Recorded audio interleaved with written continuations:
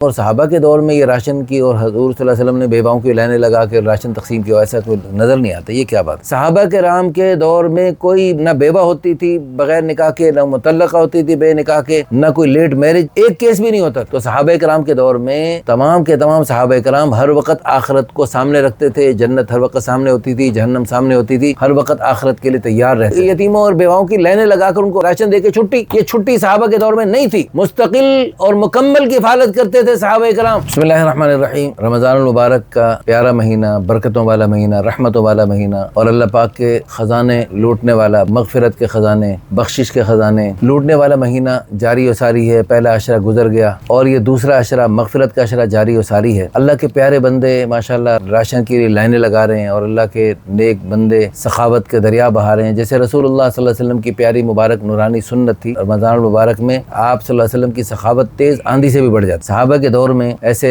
Ration کے لیے لائنیں لگانا، بیواؤں کے لیے، یتیموں کے لیے، صحابہ کے دور میں یہ لائنیں نظر نہیں آتی. صحابہ کرام کے دور تو سب سے اعلیٰ ترین دور ہے، اس سے اچھا دور تو نہ آیا نہ آئے گا. اللہ کے نبی صلی اللہ علیہ وسلم کا دعویٰ ہے خیر القرون کرنی، بہترین زمانہ میرا زمانہ. تو اس کا جواب یہ ہے صحابہ کے دور میں ایسے بیواؤں کو بے یار و مددگار چھوڑا ہی نہیں جاتا. کوئی بیوہ یوں کئی سال سے، جیسے آج کل کی بے وقوف بیوائیں، احمق بیوائیں اور ان کے بے وقوف سرپرست یوں سال ہر سال ان کو نہیں چھوڑتے، نوبت ہی نہیں آتی تھی. مشکل عدت پوری ہوتی تھی اور جناب عدت پوری کرتے ہی عدت کے دوران ہی قرآن میں اشارے کنائے میں رشتے کا پیغام بھیجنے کی اجازت ہے، تو اشارے کنائے میں کچھ بات چل جاتی تھی، لیکن عدت پوری کرتے ہی فوراً اگلا نکاح، فوراً اگلا نکاح. صحابہ کرام کے دور میں ایک سنت تھی، وہ سنت اگر زندہ ہو جائے تو یہ سارا مسئلہ ہی حل ہو جائے، اور وہ سنت ہے ایک سے زائد نکاحوں کی سنت. جب تک اس سنت کو زندہ نہیں کیا جائے گا اس وقت تک معاشرے کا مسئلہ حل نہیں ہو سکتا، بے حیائی کا خاتمہ نہیں ہو سکتا. اس لیے اگر ہم یہ چاہتے ہیں کہ مسئلہ حل ہو، اور دیکھیں بیواؤں کی اتنی فضیلت، صحابہ کرام تو ایک ایک فضیلت پر جانیں قربان کرنے والے تھے. تو بیواؤں کی فضیلت اور یتیم بچوں کی کفالت ہے جی. حضور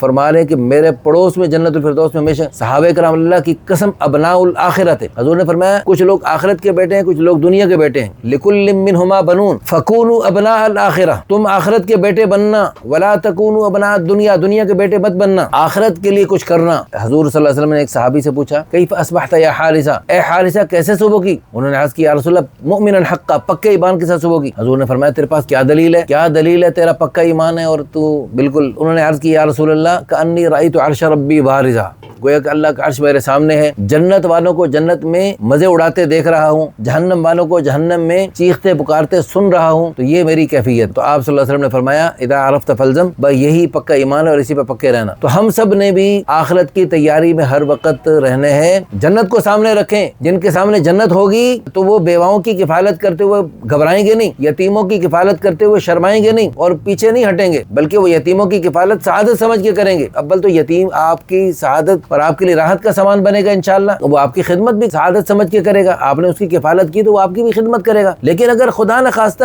اس یتیم نے آپ کو تھوڑا بہت تنگ بھی کر دیا، آج کل اپنے بچے بھی تنگ کر لیتے ہیں، پھر بھی آپ اس کے ساتھ حسن سلوک سے پیش آتے رہے. صل من قطع، جو توڑے اس سے جوڑو، واعف عمن ظلمک، جو آپ پر ظلم کرے اس کو بھی معاف کرو، واحسن الی من اساء الیک، جو برائی سے پیش ہے اس سے آپ اچھائی سے پیش آئیں. یہ اخلاق محمدی کا ثبوت دیتے اس یتیم کے ساتھ حسن سلوک جاری رکھا. تو اللہ تعالیٰ آپ سے آخرت میں یہ نہیں پوچھیں گے اس نے تیرے ساتھ کیا کیا، اللہ یہ پوچھیں گے تو نے اس کے ساتھ کیا کیا. تو ہم یہ کہہ سکتے ہیں یا اللہ میں نے یتیموں کی کفالت کی، یتیموں نے مجھے بہت زیادہ تنگ کیا، لیکن میں نے پھر بھی تیرے پیارے حبیب کے پیارے اخلاق کے ساتھ میں اس کے ساتھ پیش آتا رہا. تو اللہ کی قسم حسن سلوک اور اخلاق محمدی کا آپ کو الگ سے انعام ملے گا. انہوں نے اگر کوئی تکلیفیں دی اس پر صبر کرنے پر اللہ پاک آپ کو بے حساب اجر، انما یوفی الصابرون اجرهم بغیر حساب، اللہ بغیر حساب اجر و ثواب عطا فرمائیں گے. ضروری نہیں کہ ساری دنیا میرے سے رابطہ کرے، ساری دنیا میرے سے رابطہ کر بھی نہیں سکتی، ناممکن ہے. لیکن آپ اپنے اپنے علاقے میں، اپنے خاندانوں میں، اپنے آس پاس میں بہت ساری بیوائیں بیچاری ہیں. یہ جو اس وقت بیواؤں کی لائنیں لگا رہے ہیں، آپ دیکھیں ذرا، یتیموں اور بیواؤں کی لائنیں لگا کر ان کو راشن دے کے چھٹی، یہ چھٹی صحابہ کے دور میں نہیں تھی. مستقل اور مکمل کفالت کرتے تھے صحابہ کرام، یہ تھے صحابہ کرام. اس ویڈیو کو شیئر کر کے، لائک کر کے، اچھے سے کمنٹس کر کے آپ بھی اس ہماری نکاح آسان تحریک کا ساتھ دے سکتے. اللہ تعالیٰ آپ سب کو جزائے خیر عطا فرمائے.